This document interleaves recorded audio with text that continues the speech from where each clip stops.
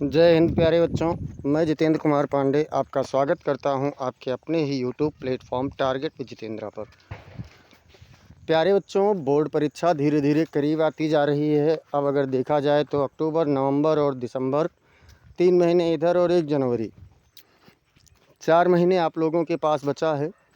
परीक्षा की तैयारी आपकी कितनी हुई है, इस बात को दृष्टिगत रखते हुए यूपी बोर्ड 2026 की परीक्षा के लिए क्लास 10th का इंग्लिश का मॉडल पेपर, आज हम लोग दूसरा मॉडल पेपर का सॉल्यूशन देखेंगे। और इससे पहले एक कराया जा चुका है, अगर आप लोगों ने अब तक उसे नहीं देखा है तो ज़रूर देख लीजिए। मॉडल पेपर आपको बीच बीच में प्रोवाइड किए जाते रहेंगे, जिससे आप अपनी जानकारी को चेक करते रहें और जहां आपका वीक पॉइंट जो भी है उस पर आप मेहनत कर सकें। अगर आप लोगों ने अब तक चैनल को सब्सक्राइब नहीं किया है तो चैनल को सब्सक्राइब कर लीजिए, बेल आइकन दबा दीजिए, जिससे आने वाली समस्त इम्पॉर्टेंट क्लास की अपडेट्स आपको मिलती रहें। क्लास को आप लोग लाइक कर दीजिए और इसे आप अपने मित्रों के पास में शेयर भी कर दीजिए। चलिए हम शुरुआत करते हैं। तो आपको पता है 3 घंटे का पेपर होता है, वो सारी चीज़ें जो इंस्ट्रक्शन है उसको मैंने नहीं लिया है। 3 घंटे 15 मिनट का पेपर होता है, जिसमें पहले 15 मिनट आप लोगों को पढ़ने के लिए होते हैं, पेपर पढ़ने के लिए होता है। क्वेश्चन पेपर आपका 2 सेक्शन में होता है, सेक्शन ए और सेक्शन बी। सेक्शन ए जो होता है ये आपका एमसीक्यू होता है, इसका आंसर आप लोगों को ओएमआर पर देना होता है। तो चलिए हम लोग ओएमआर वाला पहले देखते हैं। इंस्ट्रक्शन में देख लेते हैं कि क्वेश्चन नंबर 1 to 3 मतलब 1 से लेकर के 3 तक क्या करने के लिए कह रहा है। तो कह रहा है read the following passage carefully. नीचे दिए गए पैसेज को ध्यानपूर्वक पढ़िए and choose the correct option to answer the questions that follow. और उसके नीचे दिए गए प्रश्नों का उत्तर देने के लिए आप सही विकल्प का चयन कीजिए। तो चलिए पहले तो हम लोग पैसेज देख लेते हैं क्या है। पैसेज कह रहा है बच्चों कि Robert Bruce was the king of Scotland. Robert Bruce Scotland के राजा थे। कहाँ के राजा थे? तो स्कॉटलैंड के राजा थे। He fought hard to free his country from English. उन्होंने अंग्रेज़ों से अपने देश को आज़ाद कराने के लिए बहुत अधिक लड़ाई लड़ा या संघर्ष किया। बट वाज बैडली डिफीटेड, लेकिन बहुत बुरी तरीके से हार गए थे, पराजित हो गए थे। ही hide himself in the mountains. उन्होंने अपने आप को पर्वतों में छिपा लिया। वन डे, एक दिन, व्हेन हाइडिंग इन ए केव, जब वह एक गुफा में छिपे हुए थे, he felt very down hearted. Down heart मतलब होता है निराश होना। उन्होंने बहुत अधिक निराशा महसूस किया। तो जब उन्होंने बहुत अधिक निराशा महसूस किया तब क्या करते हैं? He made up his mind to give up the struggle. उन्होंने इस संघर्ष को छोड़ने के लिए अपने दिमाग में एक विचार बनाया। देन ही सा ए स्पाइडर, फिर उन्होंने एक मकड़ी को देखा। Trying to swing itself up on ये long thread to the roof of the cave. उन्होंने एक मकड़ी को देखा जो अपने आप को एक उसके सूत से, जो मकड़ी का सूत निकलता है, जाला निकलता है, उससे वो उसके छत तक लटक करके जाने का प्रयास कर रही थी। इट ट्राइड एंड ट्राइड, इसने बार बार प्रयास किया, बट ऑलवेज फेल शॉर्ट, लेकिन हमेशा थोड़ा सा नीचे ही गिर जाया करती थी। Bruce watched the little insects effort. Bruce ने उस छोटे से कीड़े का प्रयास देखा। At the 9th at trying, अपने 9वें प्रयास में, लाइक द स्पाइडर, उस मकड़ी के समान में वो क्या हुआ? पहुंच गई। आई विल ट्राई अगेन, मैं दोबारा प्रयास करूंगा। आई विल ट्राई अगेन, मैं दोबारा प्रयास करूंगा। And he tempt to succeeded, और वह सफल हो गया। ब्रेवो, शाबाश, क्राइड ब्रूस, ब्रूस चिल्लाए। Surely I can go on, did succeeded, निश्चित रूप से मैं भी सफल हो सकता हूँ। And made his country free, और अपने देश को स्वतंत्र करा सकता हूँ, ऐसा उन्होंने सोचा। तो चलिए अब इससे संबंधित क्वेश्चंस को देखते हैं बच्चों की क्वेश्चंस क्या कह रहा है। सभी लोग क्लास को लाइक करते रहिए, शेयर करते रहिए, और हम लोग क्वेश्चन देखते हैं। क्वेश्चन कह रहा है king Bruce had to hide himself, राजा ब्रूस को अपने आप को छिपाना पड़ा। कहाँ छिपाए थे?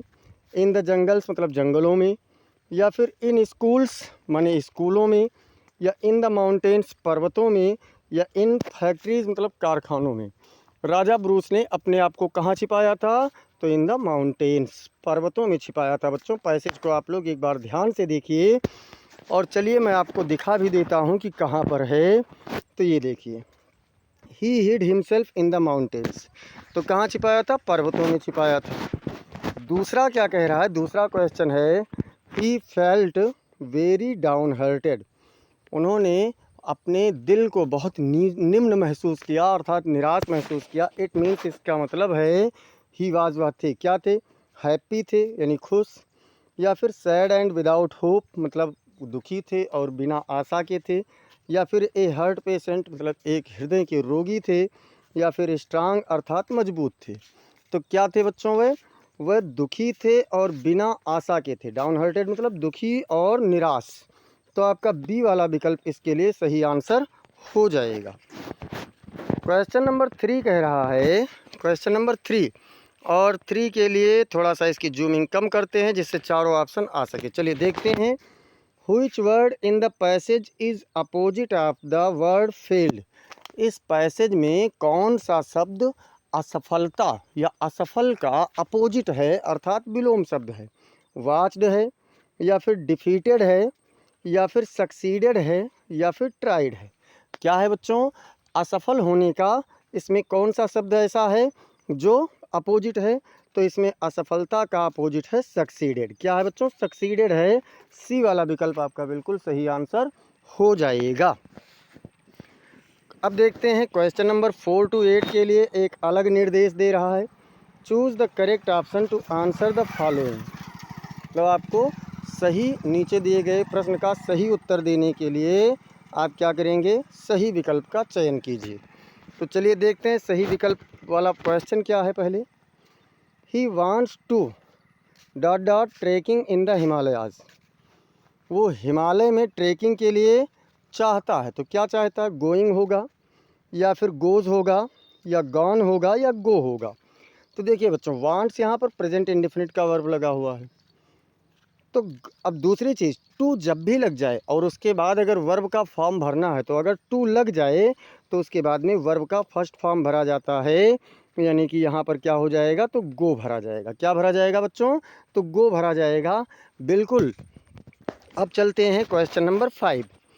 क्वेश्चन नंबर 5 कह रहा, if you want to know about new things, यदि आप नए चीज़ों के बारे में जानना चाहते हैं, यू आर तो आप हैं। अगर आप नए चीज़ों के बारे में जानना चाहते हैं तो आप क्या हैं? कॉशियस हैं मतलब चेतावनीपूर्ण, या कॉन्शियस हैं अर्थात चैतन्य यानी जागरूक, या फिर केयरलेस लापरवाह, या फिर क्यूरियस अर्थात उत्सुक, तो या जिज्ञासु जिसको कह सकते हैं। तो जो नई चीज़ों को जानने की इच्छा रखता है उसे क्या कहते हैं? जिज्ञासु कहते हैं। क्यूरियस हो जाएगा। सही आंसर आप लोगों का डी वाला विकल्प हो जाएगा। क्वेश्चन नंबर 6 कह रहा है बच्चों कि rearrange the following word clusters, नीचे दिए गए शब्द समूहों को पुनः व्यवस्थित कीजिए to make a meaningful sentence, एक अर्थपूर्ण वाक्य बनाने के लिए। क्या करना है? एक अर्थपूर्ण वाक्य बनाने के लिए इन शब्दों को आपको पुनः व्यवस्थित करना है। तो चलिए व्यवस्थित करते हैं, लेकिन उससे पहले ये आते हैं कि ताकि चारों आ जाए। शब्द समूह क्या है? The teachers, A, is, favourite, of, all. तो यहाँ पर क्या करेंगे बच्चों? यहाँ पर हम लोगों को क्या करना है? देखिए सबसे पहले हम क्या कर सकते हैं, या तो ऑल द टीचर्स, या फिर मतलब सभी टीचर रमेश के हैं, या फिर रमेश को। तो क्या करेंगे? देखिए all the teachers is favourite of Ramesh, इसमें ए नहीं है इसलिए गलत हो गया। कोई भी शब्द छूटना नहीं चाहिए। अब रमेश को हम सब्जेक्ट के रूप में लेते हैं, इज लिखेंगे, ठीक है। ए फेवरेट, रमेश एक पसंदीदा है, ऑफ ऑल द टीचर्स मतलब सभी अध्यापकों का। या फिर Ramesh the favourite teacher is, तो ये गलत हो गया। Ramesh is a favourite of all teachers. अब देखो बी और डी दोनों एक समान है, दोनों एक समान है, तो इसलिए यहाँ पर आपका ये दोनों आंसर सही हो जाएगा। बी और डी दोनों बिल्कुल सही आंसर हो जाएगा।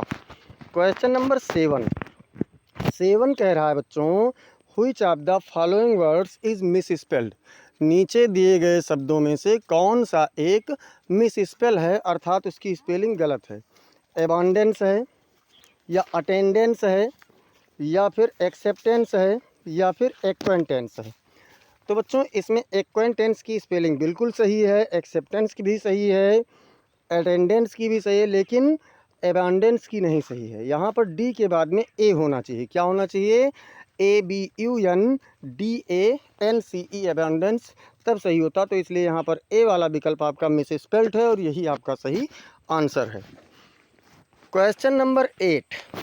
क्वेश्चन नंबर 8 कह रहा है सी पुट्स द पेन, वह पेन रखती है कहाँ?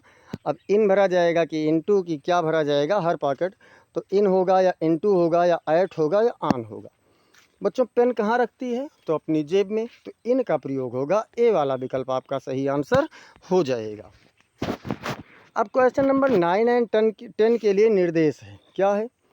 रीड द पैसेज गिवन बेलो, नीचे दिए गए पैसेज को पढ़िए। क्या कह रहे हैं कि नीचे दिए गए पैसेज को पढ़िए। Choose the correct option to answer the questions that follow, और उससे संबंधित प्रश्नों का उत्तर देने के लिए विकल्प का चयन कीजिए।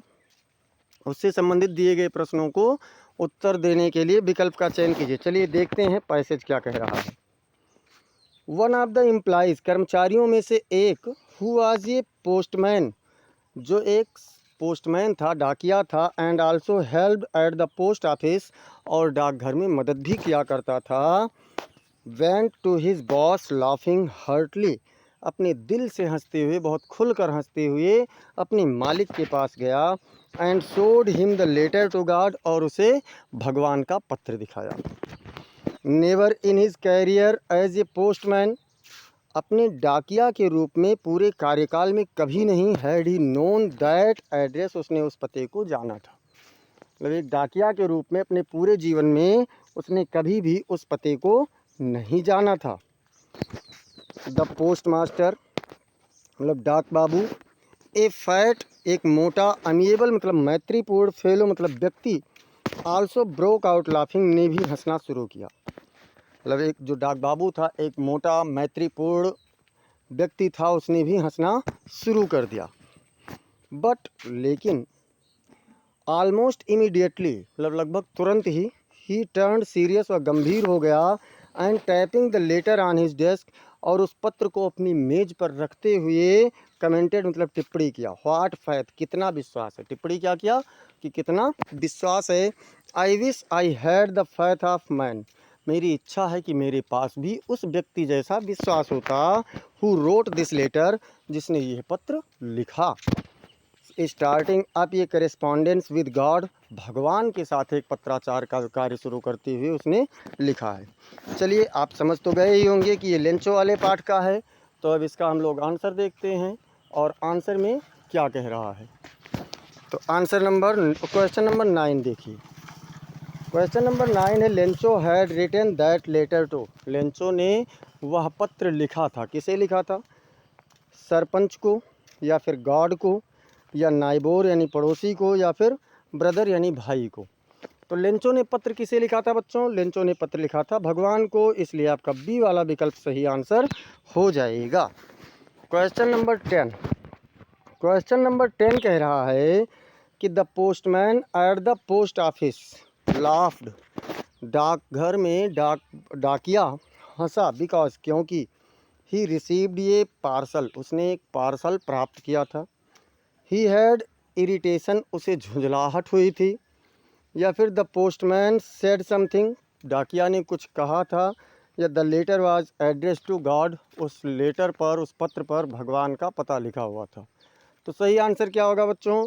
उस पर भगवान का पता लिखा था, जिसे देख करके वो हंसा था, इसलिए डी वाला विकल्प आपका सही आंसर हो जाएगा। Question number 11 to 13। 11 टू 13 के लिए निर्देश है। Choose the correct option to answer the following questions, नीचे दिए गए प्रश्नों का उत्तर देने के लिए सही विकल्प का चयन कीजिए। देखते हैं क्वेश्चन नंबर 11 क्या कह रहा है। ये आप लोगों का 11 से 13 ये प्रोज के पाठों से समझ से संबंधित होता है। 11 क्या कह रहा है? Where was Lencho's house situated, Lencho का घर कहाँ पर स्थित था। क्या कहा कि लेंचो का घर कहाँ पर स्थित था। बॉटम ऑफ द हिल यानी पहाड़ी की तली में, या फिर टॉप ऑफ ये हिल एक पहाड़ी की चोटी पर, या फिर टॉप ऑफ ये प्लेट्यू एक पठार की चोटी पर, या फिर इन ये सिटी एक शहर में। तो कहाँ पर था बच्चों? तो जो लेंचो का घर था वो टॉप ऑफ ये हिल एक पहाड़ी की चोटी पर था। बी वाला विकल्प आपका बिल्कुल सही आंसर हो जाएगा। Question number 12। क्वेश्चन नंबर 12 कह रहा है अकॉर्डिंग टू मंडेला, मतलब मंडेला के अनुसार what is the greatest wealth of a nation, एक राष्ट्र की सबसे बड़ी संपत्ति क्या होती है? क्या है? मतलब मंडेला के अनुसार देश की सबसे बड़ी संपत्ति क्या है? मिनरल्स हैं यानी खनिज, या फिर जेम्स हैं अर्थात जवाहरात, या डायमंड्स हैं यानी कि हीरे, या फिर पीपल अर्थात लोग। कौन है बच्चों? तो मंडेला के अनुसार देश की जो सबसे बड़ी शक्ति होती है, सबसे बड़ी धन होता है, वो कौन होते हैं? उसकी जनता होती है, यानी कि डी वाला विकल्प आपका बिल्कुल सही आंसर हो जाएगा। क्वेश्चन नंबर 13 कह रहा है कि who is Annie's long awaited friend, any की बहुप्रतीक्षित मित्र कौन है? एनी की बहुप्रतीक्षित मित्र कौन है? हर पेन मतलब उसकी कलम, या फिर हर कैट अर्थात उसकी बिल्ली, या फिर हर डायरी अर्थात उसका डायरी, या फिर हर डॉग उसका कुत्ता। तो कौन है बच्चों? तो हर डायरी मतलब उसकी डायरी जो है वो उसकी बहुप्रतीक्षित मित्र है, अर्थात बहुत लंबे समय से प्रतीक्षित उसकी मित्र कौन है? तो उसकी डायरी है। बिल्कुल सही जवाब। चलते हैं क्वेश्चन नंबर 14 एंड 15 के लिए क्या कह रहा है। क्वेश्चन नंबर 14 to 15 कह रहा है रीड द गिवन एक्सट्रैक्ट, मतलब नीचे दिए गए अंश को पढ़िए, ध्यानपूर्वक पढ़िए, and choose the correct option to answer the following questions, और नीचे दिए गए प्रश्नों का सही उत्तर दीजिए। तो देखते हैं एक्सट्रैक्ट क्या है। द वे एक क्रो मतलब रास्ते में एक कौवा, सूक डाउन ऑन मी मेरे ऊपर झकझोरा, क्या चीज़? द डस्ट ऑफ स्नो मतलब बर्फ़ का टुकड़ा, फ्रॉम ये हिमलॉक ट्री एक धतूरे के पेड़ से। ये आपका है डस्ट ऑफ स्नो वाले लेसन से। तो चलिए अब हम लोग देखते हैं question number 14। Who composed the above lines, ऊपर की लाइनों को किसने लिखा? किसने रचना किया है ऊपर की लाइनों का बच्चों? जॉन बेरीमैन ने, या फिर कैरोलिन वेल्स ने, या लेस्ली नॉरिस ने, या रॉबर्ट फ्रोस्ट ने। तो दो पोएम है, एक है डस्ट ऑफ स्नो और एक है फायर एंड आइस, और डस्ट ऑफ स्नो के कौन हैं? तो रॉबर्ट फ्रोस्ट हैं। डी वाला विकल्प आपका बिल्कुल सही आंसर हो जाएगा। क्वेश्चन नंबर 15 क्या कह रहा है? 15 क्या कह रहा है? तो 15 कह रहा है a dust of snow was dropped by, जो बर्फ़ का टुकड़ा था वो किसके द्वारा गिराया गया था? एक क्लाउड मतलब बादल के द्वारा, या फिर एक क्रो एक कौवे के द्वारा, या ए मंकी मतलब एक बंदर के द्वारा, या फिर ए स्क्वायरल एक गिलहरी के द्वारा।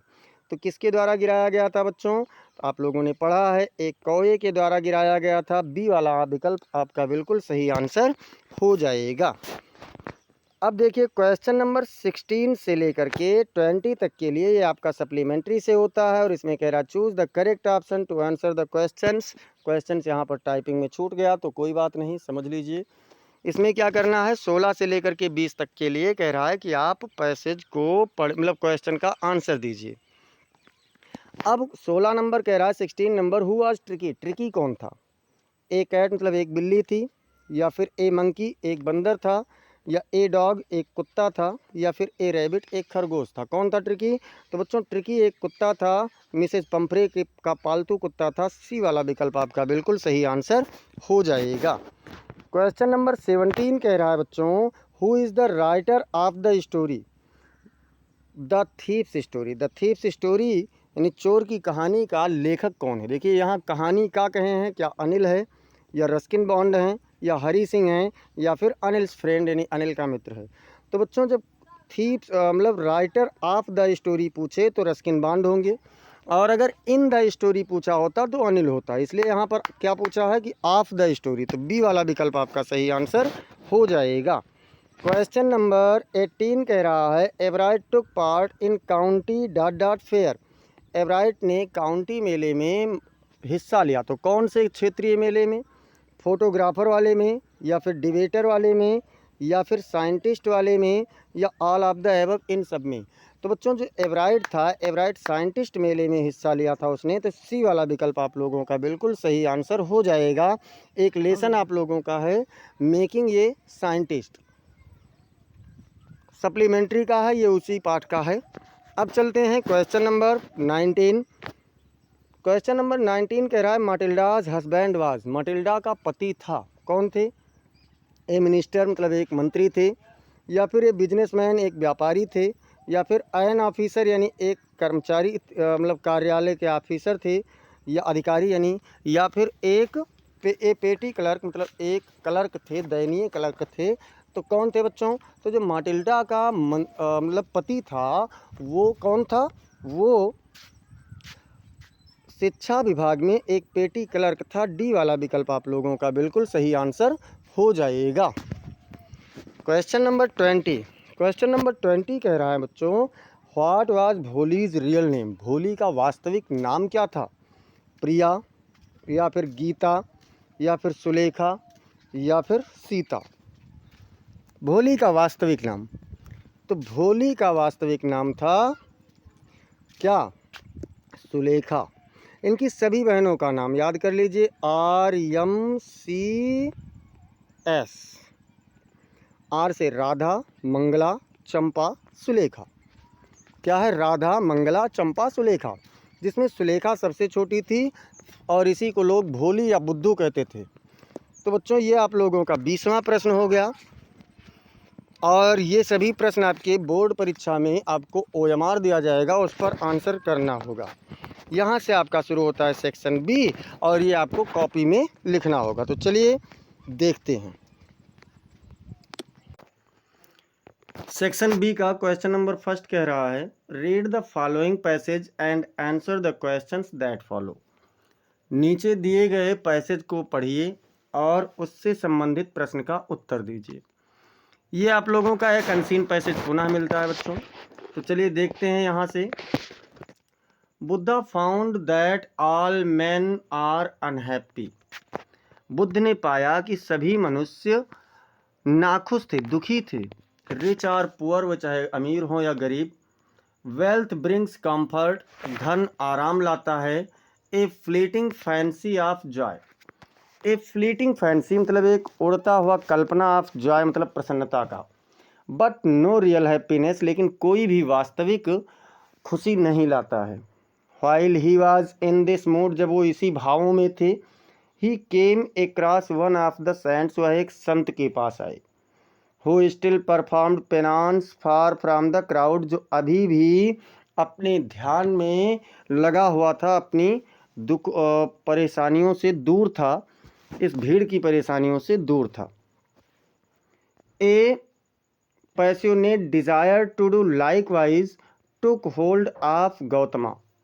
ए पैशनेट मतलब एक तीव्र, डिजायर मतलब इच्छा, टू डू लाइकवाइज ऐसा करने का, टुक होल्ड ऑफ गौतम, गौतम पर पकड़ बना लिया, या गौतम के भीतर एक ऐसी इच्छा आ गई। जस्ट देन, ठीक उसी समय, the news was brought to him of his first born son. उनके पास उनके पहले पैदा हुए बेटे का क्या हुआ? एक खबर लाई गई। This is another tie to break, ये उनके रुकने का एक दूसरा उनकी बाधा था। सेड गौतमा, गौतम ने क्या कहा? गौतम ने कहा कि यह एक दूसरी बाधा है। He felt like a man, उन्होंने एक ऐसे व्यक्ति के रूप में महसूस किया, whose house is on fire, जिसके घर में आग लगी हुई हो। इतना दुख नहीं हुआ। एट नाइट, रात में, he awoke in great agony of spirit. Agony मतलब होता है दुखी, उदासी। वो अपने दुखी, बहुत अधिक दुखी आत्मा से उठे। Went into the bright moonshine, चंद्रमा के उस चमकीले प्रकाश में गए।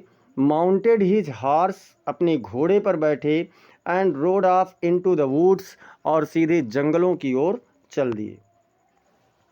ही मेट ए हॉली हर्मिट, उन्हें एक पवित्र संत मिला।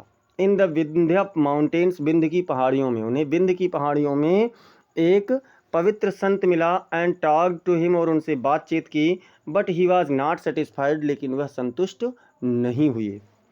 Then he went to the jungle, फिर वह जंगल में गए। विद 5 डिसिपल्स, 5 शिष्यों के साथ।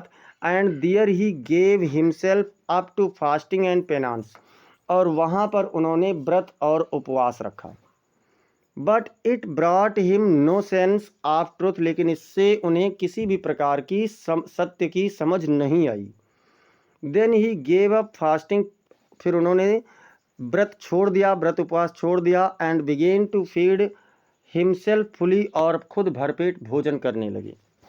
ही रियलाइज्ड, उन्हें ज्ञात हुआ, that truth may be reached best by nourished brain in the healthy body, कि जो सत्य होता है वह एक स्वस्थ पोषित शरीर दिमाग में, स्वस्थ शरीर के पोषित दिमाग में उपजता है।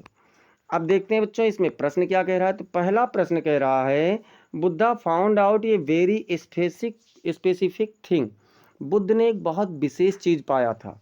व्हाट वाज दैट, वो क्या था? बुद्ध ने जो बहुत स्पेसिफिक चीज़ पाई वो कौन सी थी? तो बुद्धा फाउंड, बुद्ध ने पाया, that all men are unhappy rich and are poor, कि सभी व्यक्ति चाहे वो अमीर हों या गरीब हों, सभी क्या थे? दुखी थे। देखिए पहले ही लाइन में लिखा गया है, पहली ही लाइन में आप लोगों का ये चीज़ लिखा गया है। इसके बाद में बच्चों हम लोग दूसरा क्वेश्चन देखते हैं। तो दूसरा क्वेश्चन क्या कह रहा है? दूसरा क्वेश्चन इसका कह रहा है, why did Buddha go to the jungle, Buddha जंगल में क्यों गए? भाई जंगल जाने का क्या कारण था? तो Buddha went to jungle in the search of peace and truth, Buddha शांति और सत्य की खोज में जंगल गए थे। जंगल किस लिए गए थे? तो सत्य और शांति की खोज में गए थे बच्चों। इसके बाद में अगला आप लोगों का जो क्वेश्चन है वो क्या है?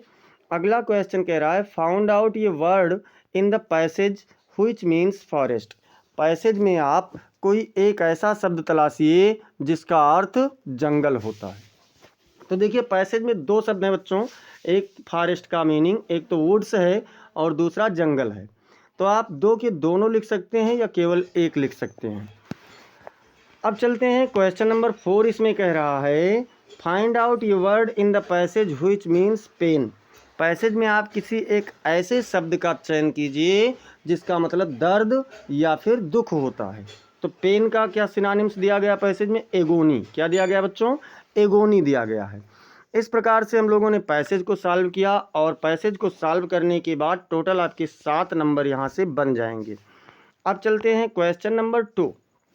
क्वेश्चन नंबर 2 में कह रहा है, write a letter to your friend, आप अपने मित्र को एक पत्र लिखिए, inviting him to attend the marriage party of your elder brother, उसे आप अपने बड़े भाई की शादी में आमंत्रित करते हुए एक पत्र लिखिए।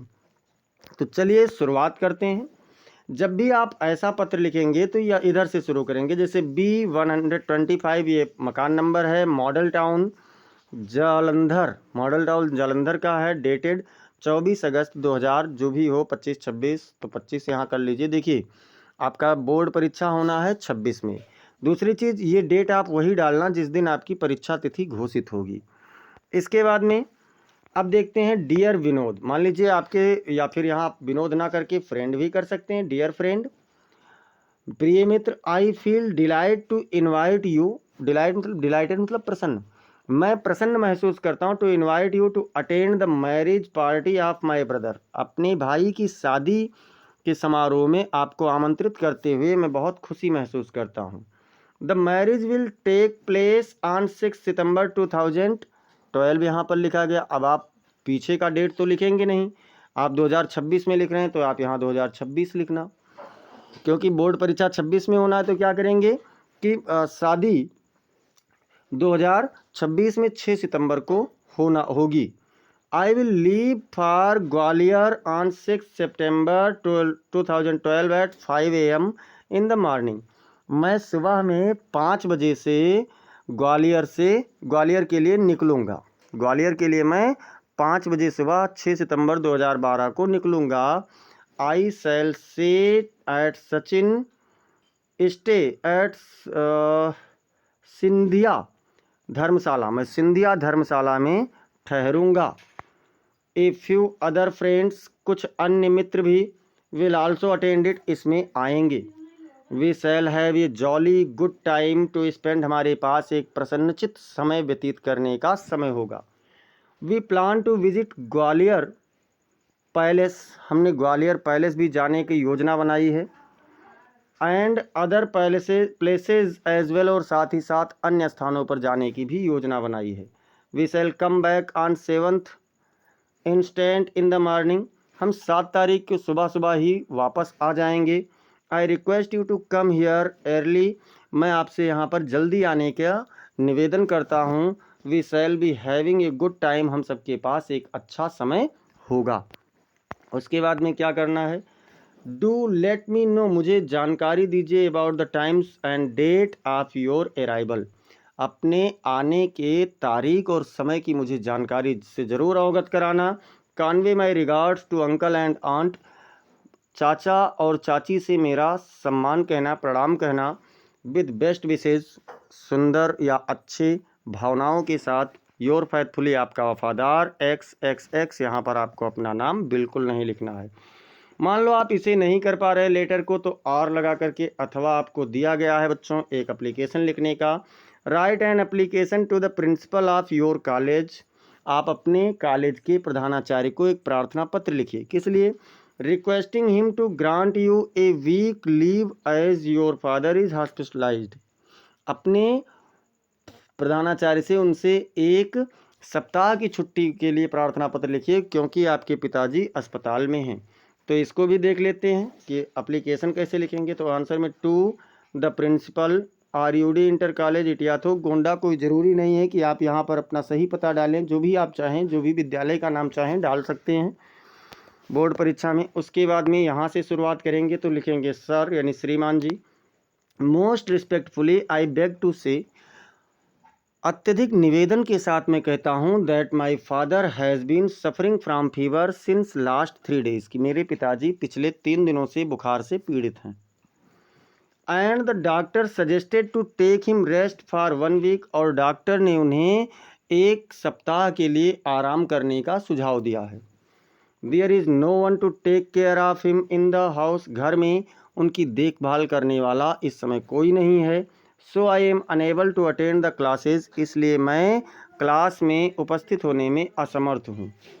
आई दियर फॉर, इसलिए मैं, request you to grant me leave of absence, आप से अनुपस्थिति के लिए छुट्टी देने का निवेदन करता हूं, प्रदान करने का। फ्रॉम 21 सितंबर 2025, मतलब 21 सितंबर 2025 से 27 सितंबर 2025 तक। ध्यान रखना यहाँ पर भी कि आप वही डेट डालेंगे जिस दिन परीक्षा की होगी, उसके बाद जितना दिन बताएगा उतना आगे बढ़ा करके डाल देंगे। I shall be highly obliged to your act of kindness, मैं आपके इस दयालुता भरे कार्य के लिए बहुत अधिक आभारी रहूँगा। डेट यहाँ पर डालेंगे 21 सितंबर 2025, मतलब 21 सितंबर 2025। उसके बाद में इधर लिखेंगे योर ओबीडेंटली, आपका आज्ञाकारी, XXX क्लास 10th, ये आप लोगों का हो जाएगा बच्चों लेटर या एप्लीकेशन में से। और इसके बाद में हम लोग चलते हैं क्वेश्चन नंबर 3। क्वेश्चन नंबर 3 कह रहा है, राइट ये रिपोर्ट ऑन इलेक्शन सीन, मतलब चुनाव के दृश्य पर आप एक रिपोर्ट लिखिए इन अबाउट 80 to 100 वर्ड्स, मतलब लगभग 80 से 100 शब्दों में। कितने में? 80 से 100 शब्दों में। हिंट में क्या क्या है? टाइम एंड प्लेस, मतलब समय और स्थान दर्शाना है।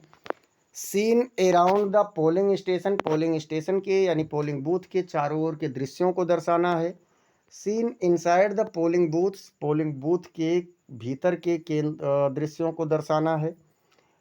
पोलिंग मेथड, मतलब वोटिंग की तरीकों को दर्शाना है। अरेंजमेंट बाय द एडमिनिस्ट्रेशन, प्रशासन के द्वारा जो व्यवस्था की गई है उसके बारे में आपको बताना है। तो चलिए बच्चों इंट्रोडक्शन में देखते हैं, जिसमें हम लोगों को टाइम वगैरह देना है। India is a democratic republic and her government, देखिए India is a democratic republic, Bharat एक जनतांत्रिक प्रजातंत्र है, गणतंत्र है।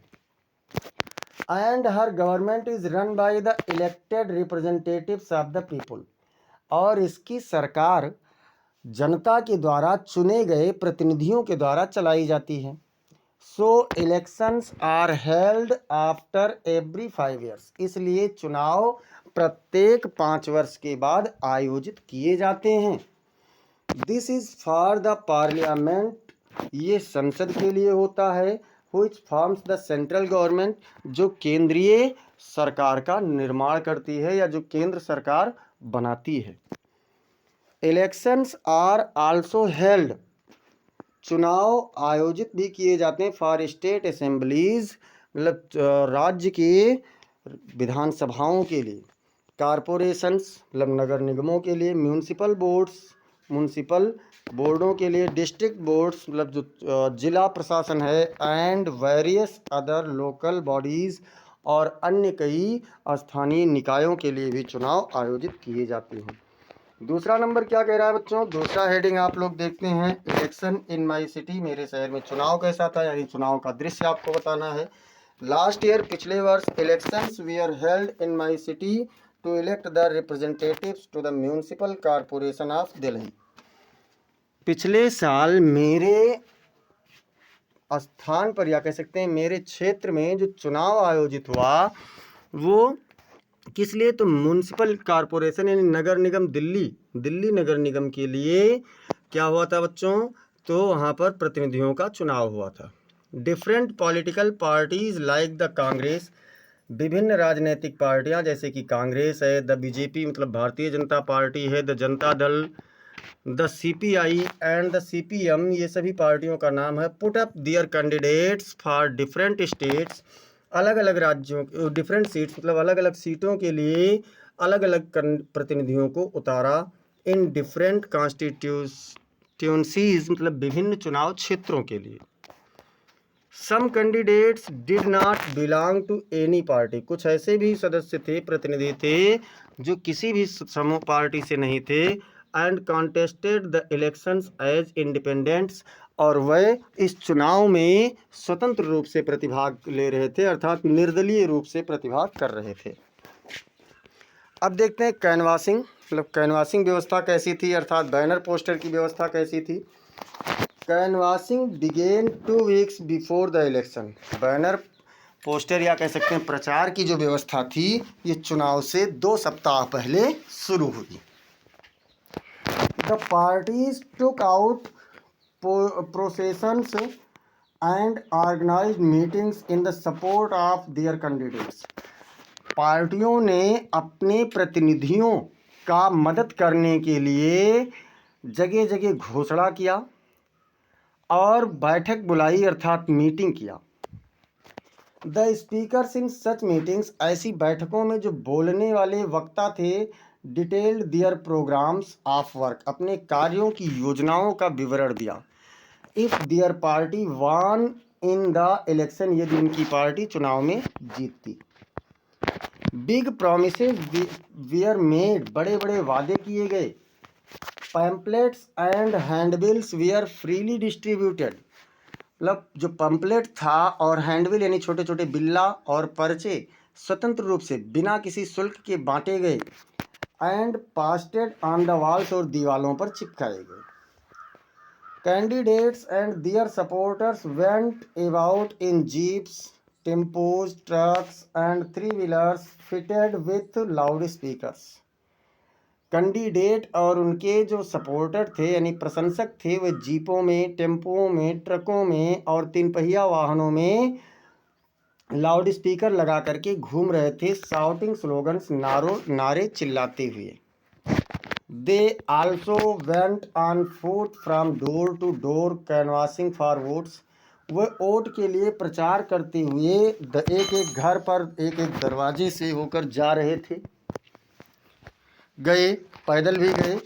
The canvassing gathered momentum as the election day approached nearer, प्रचार बहुत तेजी से लय पकड़ता जा रहा था, तूल पकड़ता जा रहा था जैसे जैसे चुनाव का दिन नज़दीक आता गया।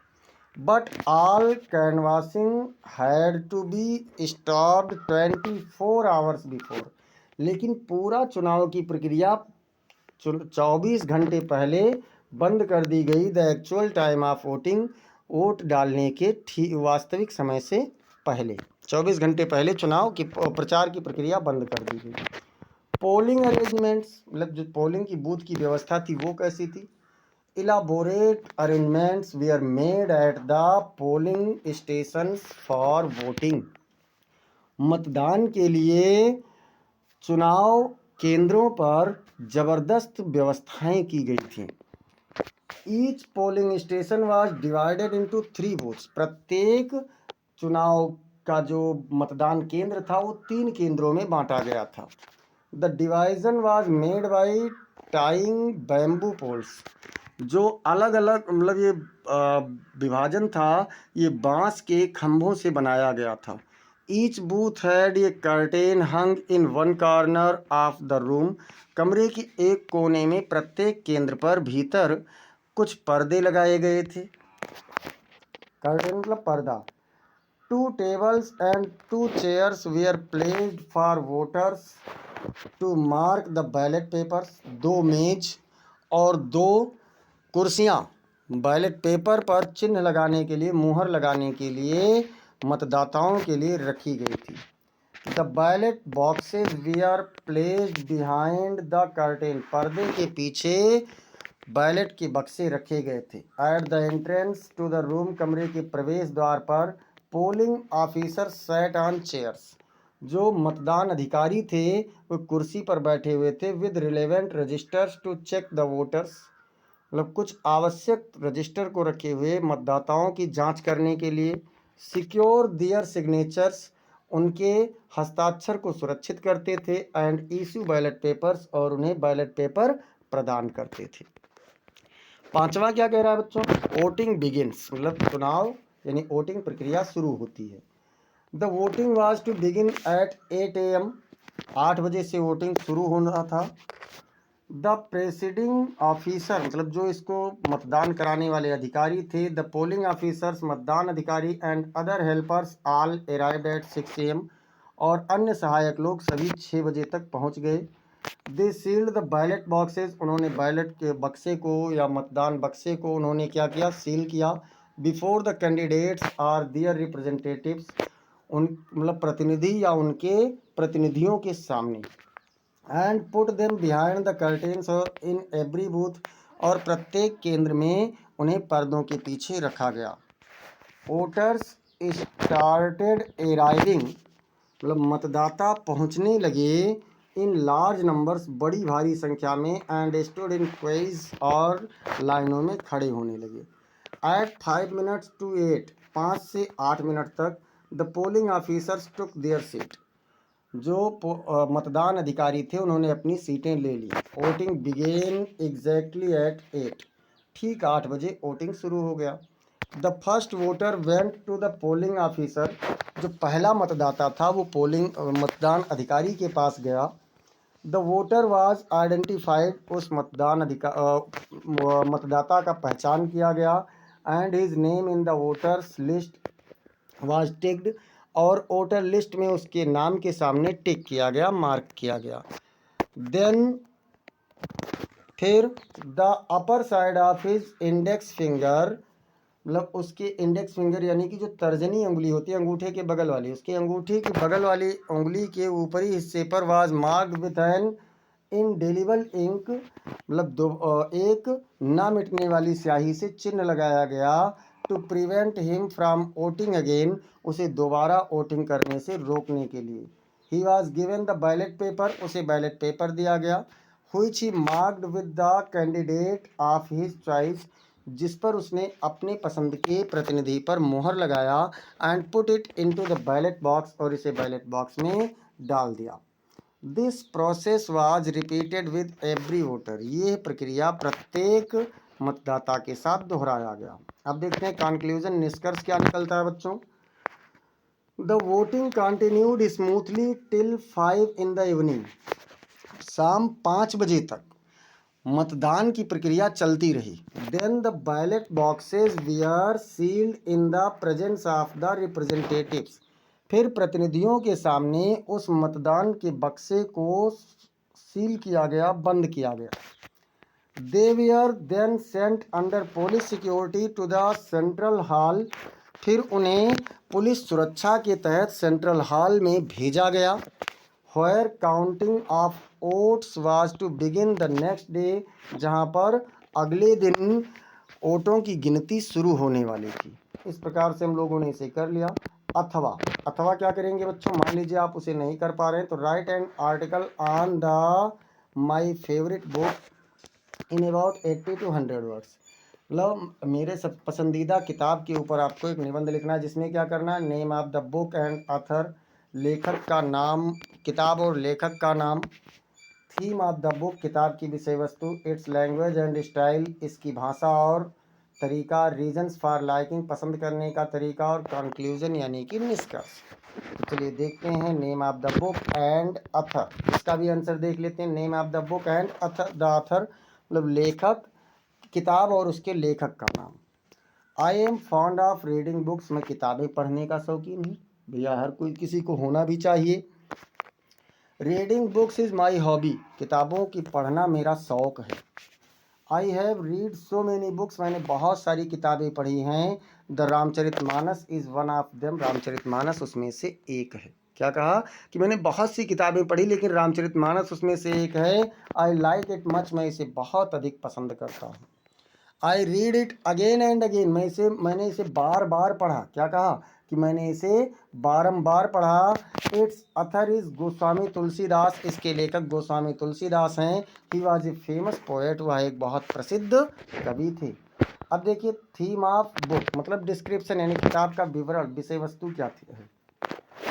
There is a vivid story of lord Ram, इसमें भगवान राम की विभिन्न कहानियाँ हैं। Who was the eldest son of Dasharath, जो दशरथ के सबसे बड़े बेटे थे।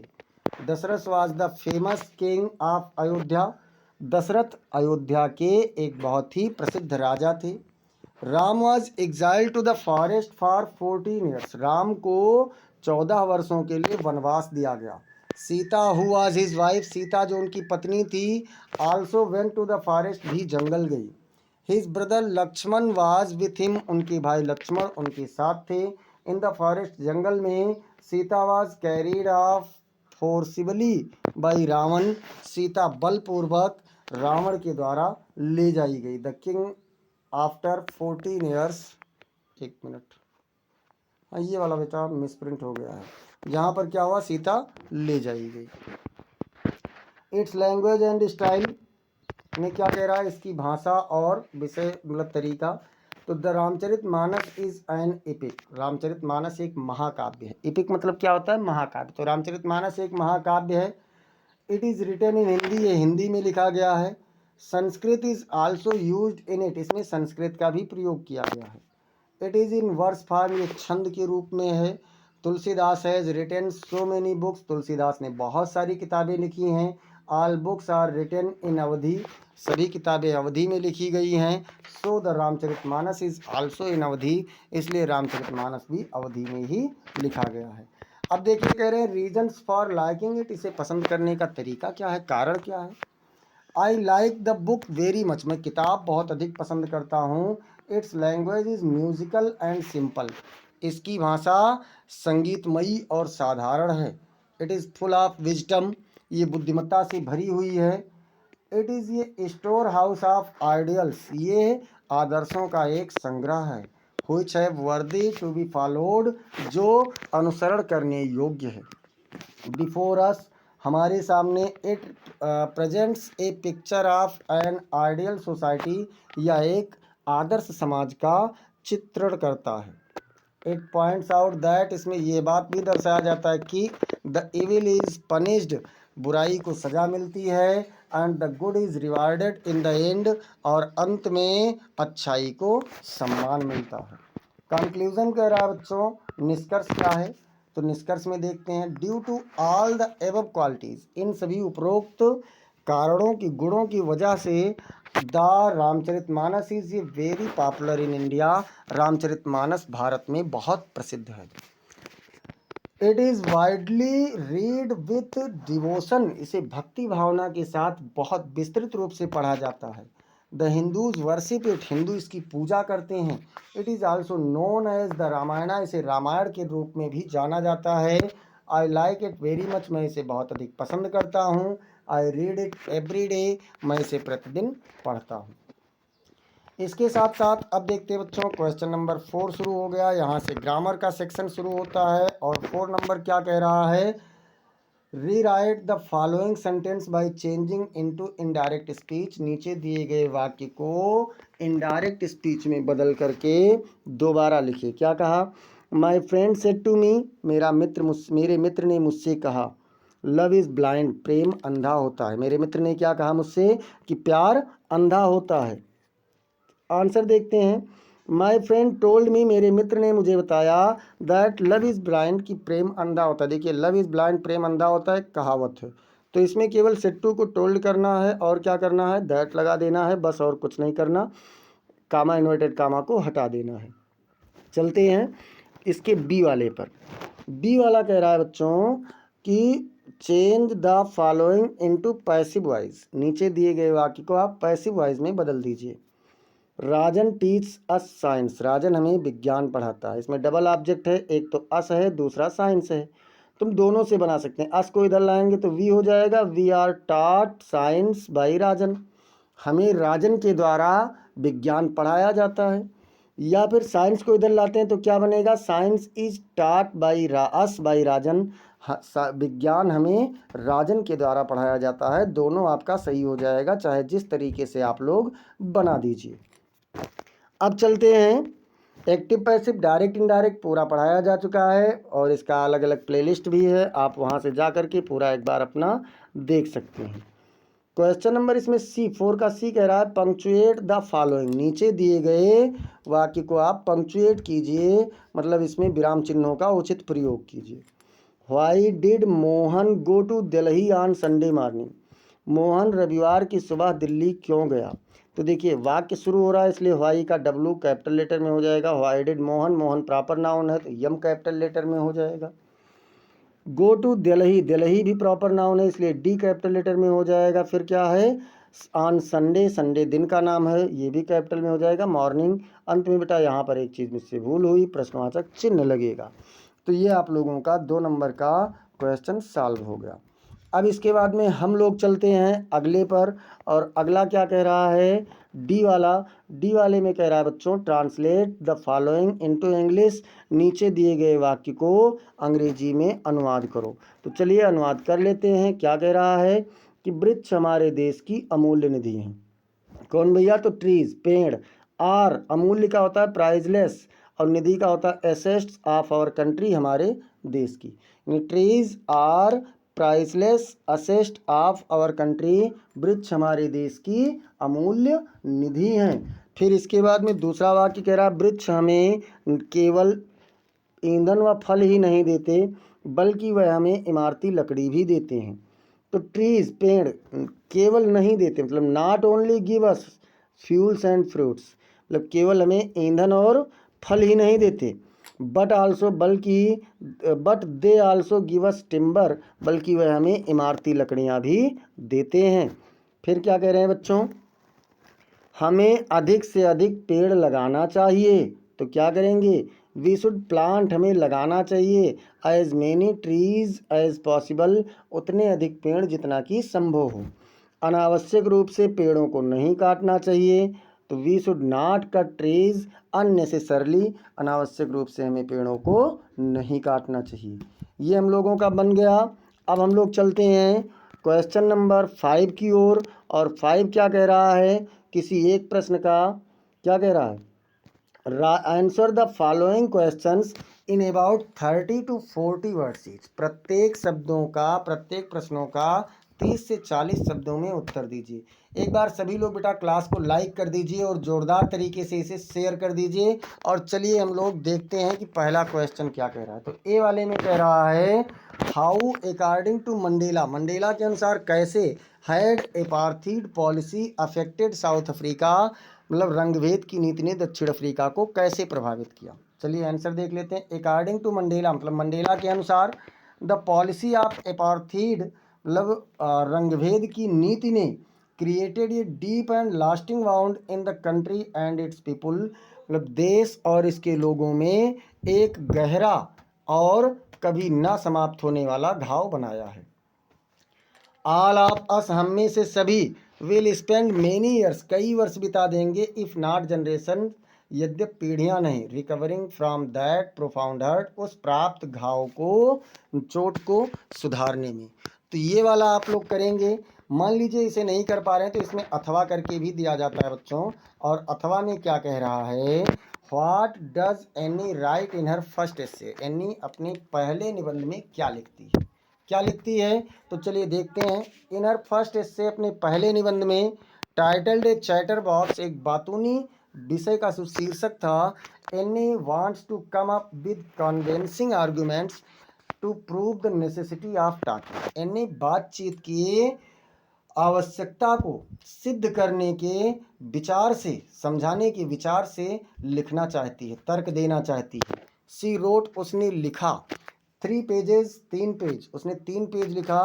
एंड आर्ग्यूड, और उसमें तर्क दिया, that talking is a student's trait, कि बातचीत करना एक छात्र का गुण है। And she would do her best to keep it under control, और वह इसे अपने नियंत्रण में बनाए रखने के लिए सबसे बेहतर प्रयास करेगी। There is not much one can do about inherited traits, ये भी कहती है कि इसमें कुछ अधिक नहीं है कि जो कोई अपने आनुवांशिक गुणों में बदला जा सके। अब देखते हैं, दोनों में से किसी एक को करना है। अब बी वाले में क्या कह रहा है बच्चों, बी वाला कह रहा है कि वेयर इज कुर्ग, कुर्ग कहाँ है। तो चलिए बता देते हैं, Coorg is the smallest district of Karnataka. ये आप लोगों का एक पार्ट है ग्लिम्पसेस ऑफ इंडिया, उस वाले पार्ट से है कि कुर्ग कर्नाटक का सबसे छोटा जिला है। Located Midway between Mysore and Mangalore, जो मंगलोर और मैसूर के बीचों बीच में स्थित है। अब अगर बी वाले में भी नहीं कर पा रहे हैं तो अथवा इसमें भी दिया गया है। How was Lencho help, Lencho की मदद कैसे की गई। The postmaster A generous and kind hearted man, postmaster ये डाक बाबू एक उदार और दयालु दिल वाले व्यक्ति ने read Lencho's letter to God, Lencho के भगवान के पत्र को पढ़ा। And to maintain Lencho's faith, और लेंचो का विश्वास बनाए रखने के लिए ही रेज्ड मनी हिमसेल्फ, उसने कुछ रुपए स्वयं दिए। फ्रॉम फ्रेंड्स, अपने मित्रों से मांगा। एंड फ्रॉम हिज एम्प्लॉइज, और अपने कर्मचारियों से मांगा। And send it to Lencho in the names of God, और भगवान के नाम से इसे लेंचो के पास भेज दिया। यहाँ पर आपको ए वाले में 2 क्वेश्चन दिए जाते हैं और बी वाले में भी 2 क्वेश्चन दिए जाते हैं, कोई एक आपको करना होता है। अब हम लोग चलते हैं बच्चों क्वेश्चन नंबर 6 की तरफ। क्वेश्चन नंबर 6 कह रहा है, लॉन्ग आंसर टाइप क्वेश्चन है, answer any one of the following in about 60 words. आप किसी एक शब्द का एक प्रश्न का उत्तर 60 शब्दों में आपको देना है। तो चलिए देखते हैं 60 शब्दों में क्या कह रहा है। पहला क्वेश्चन कह रहा है, हु वाज लेंचो, लेंचो कौन था। Why did he write a letter to God, उसने भगवान को एक पत्र क्यों लिखा था। तो देखते हैं, Lencho was a poor but hard working farmer, Lencho एक गरीब लेकिन कठिन परिश्रमी किसान था। द हेल, अब देखो लेंचो कौन था ये हो चुका, अब बताना है लिखा क्यों। तो the hail stones destroyed his crop completely, ओलों ने उसकी फसल को पूरी तरीके से बर्बाद कर दिया था। He and his family members became very sad, वह और उसका परिवार के सदस्य बहुत दुखी हुए।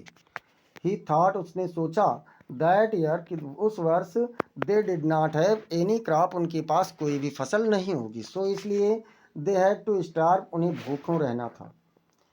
But Lencho had great faith in God, लेकिन लेंचो के पास भगवान में बहुत अधिक विश्वास था। He thought, उसने सोचा, that God did not let them hungry, कि भगवान उन्हें भूखा नहीं रखेगा। And it was only God, और ये केवल भगवान ही था, who could help them, जो उनकी मदद कर सकता था। So इसलिए he wrote a letter to God, उसने भगवान को एक पत्र लिखा। He requested God to send him 100 pages, उसने भगवान से 100 पेजेस भेजने का निवेदन किया। And this amount was enough to sow his field again, और ये धनराशि उसके खेतों को दोबारा बोने के लिए पर्याप्त थी। And look after his family, और उसके परिवार की देखभाल करने के लिए भी पर्याप्त था। अब 2 कम एक करने को कहा है, मान लीजिए आप एक नहीं कर पा रहे हैं ए वाला, तो बी वाला कर दीजिएगा। Nelson Mandela was the hero of south Africa's movement, Nelson Mandela दक्षिण अफ्रीका आंदोलन के कौन थे, नायक थे। कमेंट, इस पर आप टिप्पणी कीजिए। तो चलिए कर देते हैं टिप्पणी। यहाँ से देखते हैं, Nelson Mandela was a real hero of south Africa's freedom movement. Nelson Mandela दक्षिण अफ्रीका के स्वतंत्रता आंदोलन के एक वास्तविक नायक थे। हिज कॉन्शियंस उनका अंतरात्मा ने इनकरेज्ड हिम, उन्हें प्रोत्साहित किया टू डिमांड ए रिस्पेक्टफुल, एक सम्मानजनक and unique life for all, और सबके लिए अद्भुत जीवन, अनोखे जीवन की मांग करने के लिए उनकी अंतरात्मा ने उन्हें प्रेरित किया। He was always determined to fulfil his twin obligation. वह सदैव अपने दोनों कर्तव्यों को पूरा करने के लिए दृढ़ रहते थे। ही performed his obligations for his family. उन्होंने अपने परिवार के प्रति अपने कर्तव्यों को पूरा किया, as well as his community and country, और साथ ही साथ अपने समुदाय और देशवासियों के प्रति कर्तव्य को भी पूरा किया। Although he was prevented from doing so, यद्यपि उन्हें ऐसा करने से रोक दिया गया। Yet he did not stop, फिर भी वे नहीं रुके, एंड गॉट डिस्करेज्ड, और हतोत्साहित नहीं हुए। ही बिकेम होमलेस, वो घर विहीन हो गए। In spite of all these difficulties, इन सभी मुश्किलों के बावजूद भी, he did not change his decision, उन्होंने अपना निर्णय नहीं बदला। He did not care the apartheid policy, उन्होंने रंगभेद की नीति का ध्यान नहीं दिया। And raised his voice against racial system, और जातिगत भेदभाव की प्रथा के विरुद्ध उन्होंने अपनी आवाज़ उठाई। ही अनाउंस्ड, उन्होंने घोषणा किया, that this system had created a lasting wound in his country and his people, कि इस प्रथा ने उनके देश और उनकी जनता में एक कभी ना मिटने वाला घाव दिया था। ही फॉट अगेंस्ट इट, वो इसके विरुद्ध लड़े, and at last got success, और अंत में सफलता पाई। He became the first black president of South Africa, वह दक्षिण अफ्रीका के पहले काले राष्ट्रपति बने। हाउ है, अब देखिए ये तो आपका हो गया 7वें में, कह रहा है कि how has the poet observe nature in the poem dust of snow. Dust of snow कविता में कवि ने प्रकृति के गुणों का कैसे निरीक्षण किया है। इसको 40 शब्दों में लिखना है, अथवा आपको पता है यहाँ पर 4 लाइन का एक पोएम भी लिखना है। तो चलिए देखते हैं। The poet has observe nature as an optimistic mediator for transforming the negative into positive. The poet has observe, कवि ने निरीक्षण किया, नेचर मतलब प्रकृति का, एज एन ऑप्टिमिस्टिक, एक आशावादी के रूप में, मीडिएटर मतलब कह सकते हैं विचारवादी के रूप में, एक आशावादी विचारधारा के रूप में उन्होंने इसका निरीक्षण किया है। For transforming the negative into positive, नकारात्मकता को सकारात्मकता में बदलने के लिए। इन द पोएम मतलब कविता में, Frost had been regretful, Frost दुखी थे, एंड इन डिप्रेसिव मूड, और दुखी भावों में थे। But the sudden fall of dust of snow, लेकिन बर्फ के अचानक गिरने से, फ्रॉम द हेमलॉक ट्री, धतूर के पेड़ से, second of by A crow, जो एक कौवे के द्वारा झकझोरा गया था, चेंज हिज मूड, उनके भावों को बदल दिया, एंड सेव द डे, और उनके दिन को बचा लिया। He is thankful for this to the nature, वह इसके लिए प्रकृति का आभारी हैं। अब देखते हैं बच्चों, आप इसे करिए अथवा इसे कर दीजिए। Right 4 lines of any poem prescribed in your syllabus, अपने सिलेबस में, अपने पाठ्यक्रम में दिए हुए किसी भी कविता के 4 लाइनों का लिखिए। लेकिन ध्यान रहे, do not copy the lines given in this question paper, इस प्रश्न पत्र में दिए हुए पंक्तियों को नकल मत करना, वही मत उतार दो। तो ये आप लोगों को करना है बच्चों, इन दोनों में से कोई एक। अब देखिए 4 लाइन पोएम्स आप लोग याद कर लीजिए, 4 क्या 8 लाइन्स याद कर लीजिए, इन दोनों में से कोई एक कर देना। पोएम मैंने यहाँ पर नहीं लिया है।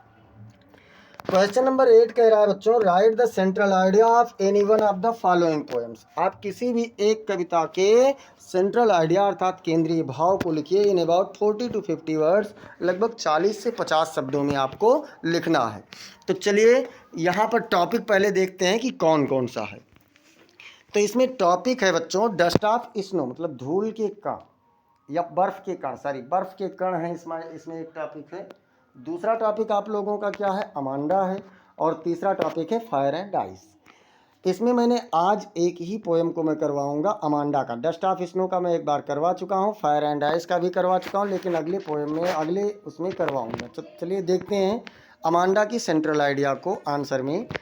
The central idea of the poem, इस कविता का जो केंद्रीय भाव रिवॉल्व्स अराउंड, इस विषय वस्तु के चारों ओर घूमता है। How a child is constantly nagged by her mother, कि किस प्रकार से एक बच्ची बार बार या निरंतर अपनी माँ के द्वारा टोकी जाती है, रोकी जाती है।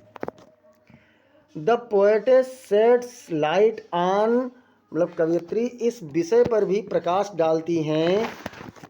How a child is always monitored and questioned about her actions, कि किस प्रकार से एक बच्ची पर उसके क्रियाकलापों के विरुद्ध प्रश्न पूछा जाता है और निर्देश दिया जाता है बाई हर मदर, उसकी माँ के द्वारा। देयरफॉर, इसलिए Amanda dreams to get away from her troubles, Amanda अपनी परेशानियों से दूर जाने का क्या करती है, सोचती रहती है, स्वप्न देखती रहती है। बाकी का दो भी आप लोग याद कर लेना। देखिए इसमें जो भी मैं ला रहा हूँ बहुत इंपॉर्टेंट है बच्चों, तो याद कर लेना अमांडा वाला और उसके बाद वाला भी। अब क्वेश्चन नंबर 9 देखते हैं क्या कह रहा है। Answer any one of the following in about 30 to 40 words, 30 से 40 शब्दों में किसी एक प्रश्न का आपको उत्तर देना, किसी एक का ध्यान रखना है। यहाँ पर ए वाला कह रहा है, ए वाला क्या कह रहा है, what was the real disease that tricky was suffering from, वास्तविक बीमारी कौन सी थी जिससे ट्रिकी पीड़ित था, दुखी था। तो देखते हैं मिस्टर हेरियट, मतलब डॉक्टर हेरियट, द डॉक्टर कौन थे, तो हेरियट थे, श्रीमान हेरियट डॉक्टर थे। Look down again at the tricky, उन्होंने ट्रिकी को दोबारा देखा। दैट वाज द ट्रबल, यही परेशानी थी। Tricki's only fault was his greed, Tricki की इकलौती समस्या केवल उसकी लालच थी। He had never been known to refuse food, उसने कभी भोजन को मना करना सीखा ही नहीं था। He would tackle a meal at any hour of the day और नाइट, वह दिन के किसी भी समय में या रात के किसी भी समय में भोजन को कर सकता था। देयरफॉर, इसलिए the real disease of Tricki was his greed over eating, Tricki की जो वास्तविक समस्या थी वो उसकी लालच थी और अधिक भोजन करना था। अथवा मान लीजिए आप उसे नहीं कर पा रहे हैं तो बी वाला कर देना। Why Hari Singh felt regretted, Hari Singh ने पछतावा क्यों महसूस किया। In the story, in the thief's story, thief story वाली कहानी में Hari Singh was grateful to Anil, Hari Singh Anil का आभारी था। क्यों, for teaching him how to read and write, उसे पढ़ना और लिखना सिखाने के लिए। व्हिच इज़ ए स्किल, जो एक योग्यता है। That he saw as a means to a better life, जिसको उसने एक अच्छे जीवन के रूप में देखा। एंड सोशल स्टैंडिंग, और सामाजिक स्तर के रूप में देखा। Anil also interested Hari with money, Anil ने भी हरी को रुपयों के साथ साथ भरोसा दिया।